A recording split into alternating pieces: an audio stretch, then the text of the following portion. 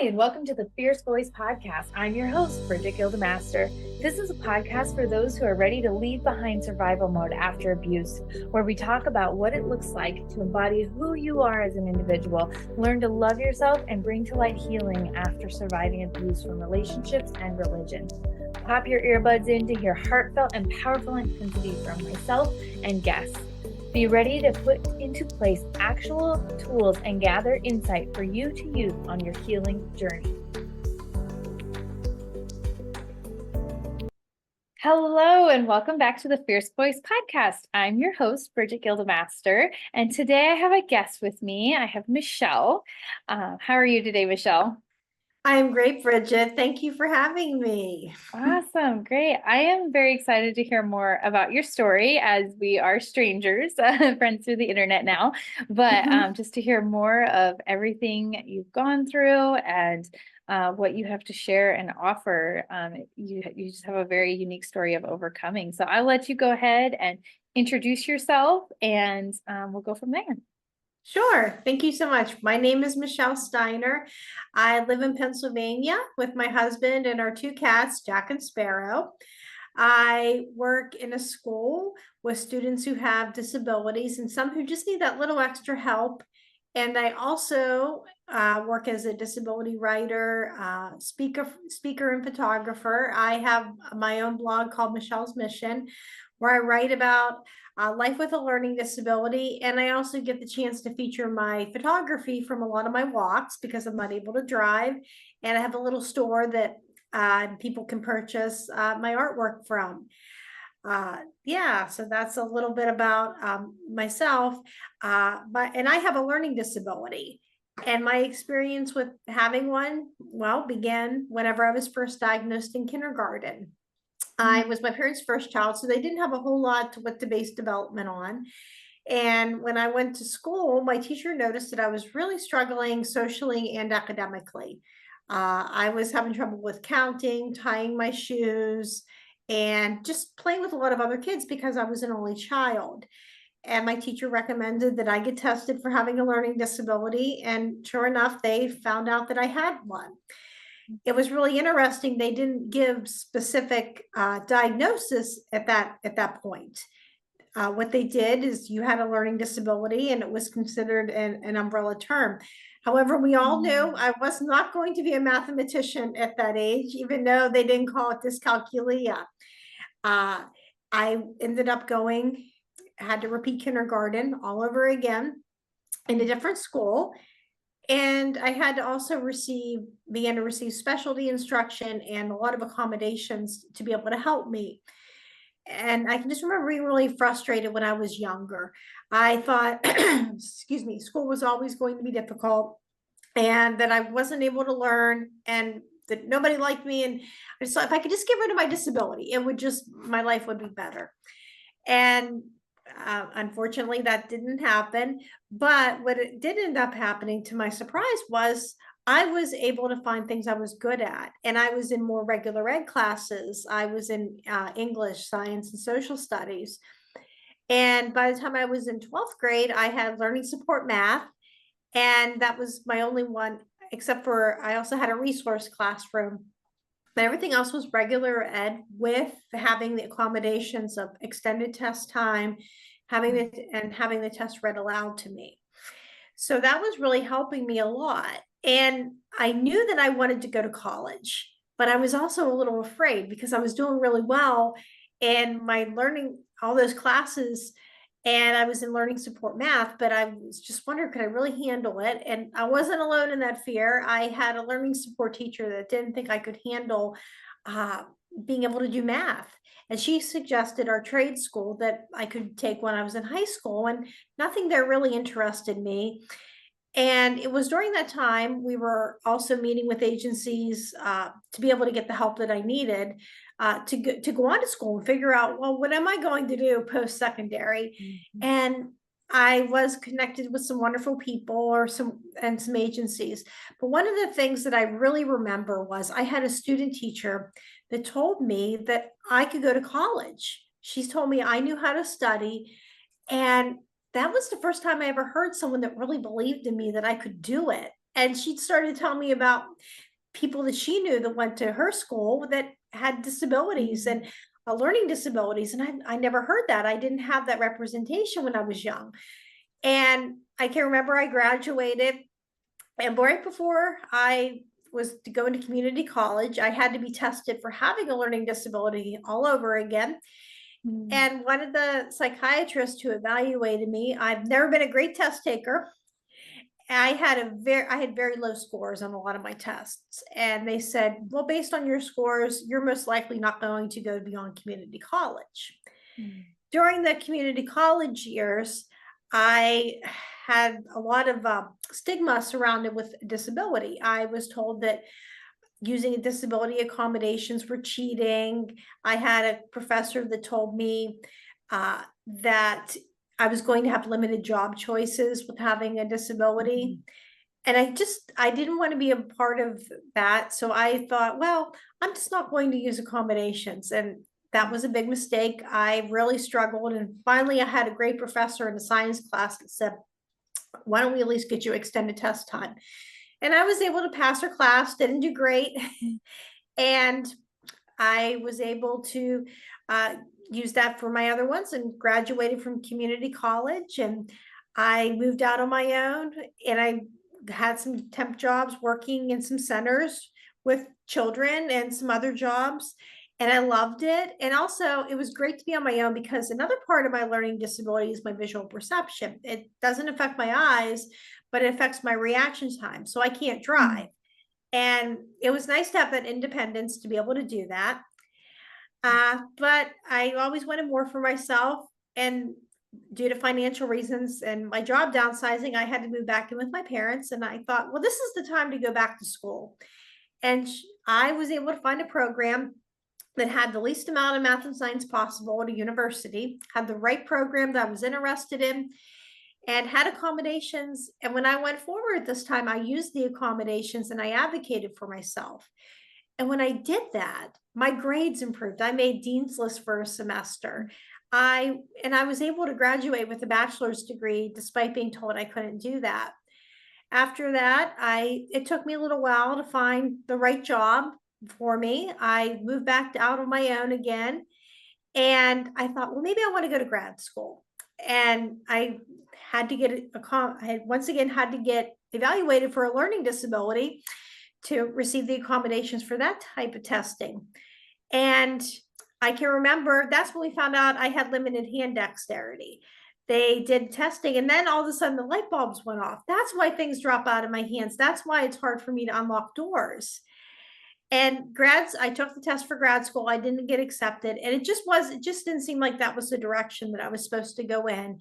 But I did find a job working as a paraeducator in a school. And I've been there for over 13 years. And it's so rewarding to be able to help out students that have disabilities and get to encourage them and show them how to advocate for themselves. And another passion of mine was writing. I can remember whenever I was really little, that was one of the first things we found out I could do. My dad found a story of a dinosaur that I wrote, and he just encouraged me, this is pretty good. That just took off from that point. And I can remember being in an adult writing group. We still meet 20 some years later. And my friend told me, you should really write about having a learning disability. And I remember telling her, that's way too personal. I don't want to do that. But when I finally got that courage to write that story about having the limited hand dexterity and opening up locks, that was one of the most healing things I ever did. And another skill that came out in the adult years, I also began to notice I liked photography and I was good at it. So I often love to take pictures on my walks. Sometimes I get to bring out the detail in flowers other people will miss. At least that's what people tell me. And sometimes I get that perspective because I'm sitting in the passenger seat of the car and my husband's driving me. And I'll say, did you see that? And he's like, I'm focused on the road. But I get that chance sometimes we pull over, or I get that chance to go back and take a picture of a flower or something else that's really neat. And if I didn't have that experience, I certainly wouldn't be able to take that. I probably would miss a lot. I love that. I love your outlook on life and Oh my gosh, just what a story of overcoming, and how, I mean, you just didn't take what people had to say for an answer, and you just kept pushing and used your own even intuition, when didn't get back into grad school, you were just like, Hmm. well, this does actually not feel like my path right now. And something else Hmm. completely opened up for you because you followed your own intuition on all of that. It's just such an amazing story. Oh, wow. I think my most pressing question though is Hmm. Jack and Sparrow Pirates of the Caribbean themes? Yes. When we adopted our cats after our other one passed from congestive heart failure, the people that we got them off of were huge Disney fans, and they were moving to Florida, and they couldn't take their cats with them. And the names were just so cute, and we just Yes. thought, okay, this fits that their personalities too. Oh my gosh, that's awesome. Yeah, I heard that. I was like, what? That's Uh-huh. adorable. Oh my gosh. And they're cats. Oh my gosh, that's awesome. So anyway, that was just, yeah, I had to know. I know, no. Oh wow. Yeah. So, and you've been a para for 13 years, was that correct? Is that what you said? Yes, I have been. Wow, that is awesome. I mean, it's amazing and awesome to have a job that long anyway, like, and then to have it Yeah. and overcoming everything you have done. That's just phenomenal. So, yeah, just amazing. So what would you say, um, oh my gosh, and then I have more questions, but what would you say in overcoming that? What was going on in your mind when were pushing forward? What were your thoughts, the things that played over in your head, that you had to overcome your biggest obstacles? I think some of my biggest obstacles was being positive because for so many years I was really negative and I was pushing forward. I was crying, I was screaming, but I was pushing forward, but I was also really scared. And I think that was the biggest obstacle was that and learning how to express those feelings and also just have the doubt that I had that things were going to work out and just finding the right programs and finding the right job and asking those right questions and learning how to advocate. I think those were just some of the really hard things that I spent a lot of my early 20s doing. Yeah. How much did like what people were telling you, was that a huge obstacle for you to overcome? I know, as a child, people say things about you and what your limitations are, and it sticks with you for the rest Right. of and so Hmm. overcoming that, did you have any specific tools or tricks or therapies you use to get through that, or? A lot of what helped me was just being able to write about having that and getting that courage to write because writing gave me a voice. I wasn't silencing what was happening, but I was able to put it in a constructive way. And I think that helped me a lot. I think it was supportive family and friends, definitely. They couldn't fix the disability, but they were just that wonderful support of being family or just being friends. Sometimes that was just great. Going out with my friends on a Saturday after a really long week and just laughing and talking and sometimes just getting like resources about some things that might be available too was really helpful. I couldn't have made Mm, it through without them. And I just think it was just a lot of just those opportunities came when they were meant to. I couldn't force them. I couldn't make things work for me that just wasn't meant to be. And the opportunities came along and whenever that happened, I just used the resources that were there to be able to help. yeah. Yeah, that's for me, my inner critic was a huge thing in overcoming a lot. Yeah. And so I love to hear that. I love to hear that of just, and you really do. You have to start believing in yourself. And that's where it comes Hmm. from. You can't rely on other Yeah, people to get you out of that. And then all the tools you used as exactly. well. Yeah, Yep. that's amazing. So I'd also love to hear more about you mentioned you journaled and you wrote about your experience. Hmm. I love that. That's where my biggest healing came from too, was when I just was able to write out all these Right. experiences that happened to me. And so for you, how did you go about doing that? Did you have journal prompts? Did how did that you come to that? I can just remember a lot of it just came through writing about my experience. I just always, sometimes there would be journaling prompts, but at times I love to write ever since I was little. And it was more a lot of those journals at that age and some really bad poetry that I wrote starting out. But what that did was that gave me that voice, it gave me that interest. And then finding a writing group too, where everybody's working on something different. And I also was a part of a journal writing group for a few years after COVID, and they would have different prompts, and some of my ideas would come from prompts. Some of my articles would just come from this, and people would say, you really should. That's great. You should work on that and then submit it. And a lot of that got published. So I thought sometimes that's helpful too. And sometimes I just like to write about quotes, just some things of how different. I like to use a lot of metaphors too, like with nature. I think sometimes that helps. Sometimes I might speak on my blog about having a learning disability is the garden of neurodiversity, or how a flower blooms and how I had that chance to bloom, because I want to give people that have disabilities some really simple ways to be able to understand that, and also just to give a good analogy on what I'm passionate about. Yes. Well, yeah, exactly. Oh, I like that. Yeah. And like I feel like that's our biggest struggle is putting Mhm. what we're feeling into something explainable, something we can relate Yeah. to. And that right there is so much healing because Yeah. it can be defined. Yeah. What is, so now you work with other children with learning disabilities and stuff. Mhm. What is the biggest struggle you see them having, in going forward? I think a lot of it's their confidence. I get a lot of students that'll tell me I'm stupid because I have a learning disability. And I get that opportunity to tell them, no, you're not stupid. Your brain is just wired differently. Mhm. And sometimes they'll say, well, you don't understand. And that kind of gives me that way of saying, well, I do understand what that's like. A lot of them are afraid too of what the future is going to hold. Yeah. Just trying to figure out what they want to do and having the disability. So I think a lot of it's just that confidence, and it's like hearing your recording of myself at that age, but I get that chance to go in and be able to speak some truth to them. Oh, I love that. That just must be such a, I mean, I'm sure there are bad days and struggles Yes. and all the things. There's always bad moments, but overall so rewarding because yeah, like you said, you've been there, you can relate to them on a level that, no one else can, and be able to see that and be able to re uh re uh Mhm. now I can't talk.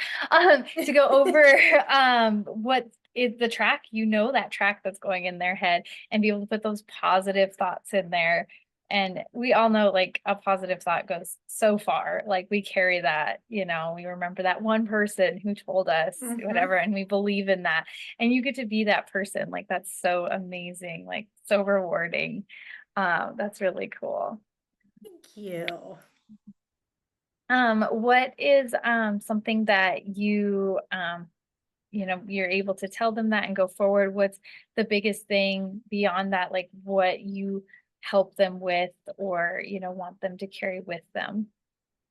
What I want them to carry with them is that they each have a purpose in their life, and that purpose is going to look different from everybody else's. And I just want them, I just to be able to find what that unique gift is, what that unique thing that they're supposed to do is, and be able to nurture that and be able to find a way to let that happen in their lives, and to be able to use them, and to give them those resources as well. Oh, that's so cool. Because yeah, we do. We all have, I'm a big Mhm. component of we're all so special, and we all have Yep. our story is everyone's is Mhm. different, and we all have a very specific role to play. And that's, so whatever your struggles are, even if they don't look like someone else's, it's because you're being, formed or, put into for what you need to do in Mhm. this world. It's going to make the hugest impact. But that's really cool. Yeah, that's awesome. Well, why don't you tell everyone where they can find you? You have a blog. Do you have any future plans? This is a random question, but future plans of a book or anything like that ever in the future, things like that, and then your social media handles and all that. Sure. You can find me at michellesmission.net. Eventually, I would like to write a book about my life with having a learning disability and to continue on with my passion of butterflies and flowers and nature and kind of compare that to my journey. But for now, if people want to find me, I'm at michellesmission.net. Awesome. Oh, that's great. And you have artwork too. I'm really curious. Yes. I'm excited to go check that out. We'll have a Awesome. link to, if you don't mind sending that all to me, we'll put the links to all Sure. that in the show notes, because I would love to check that out. I love artwork. I love photography, especially. I'm not good at all, but I dabble. Oh. So that is so cool. So yeah, well, awesome. Well, I really appreciate you taking time today to come on and share your story. And I mean, I always say my mission is just like if one person hears it and it changes them and helps them along in their journey, it's all worth it. So I really appreciate you taking this time. Well, you're so welcome. Thank you for having me on the show. Absolutely. Yeah. Thank you for joining us today on the Fierce Voice podcast. I truly hope you found healing insight, tools, and a space held for you in this journey. We are all in this together and you are not alone. You can find me, your host, Brigette Gildemaster, on all social media platforms and check out my website at www.brigittegildemaster.com, where you can listen to past Fierce Voice episodes, check out my media features, find my books, and inquire about booking me for your next virtual or in-person event. My keynotes are impactful with real-life stories, actionable tools, and inspiration for healing after a life-altering experience. Or check out my workshop event to learn more about how you can prevent abuse in your area. Have a wonderful day, and we'll catch you next time on the Fierce Voice Podcast.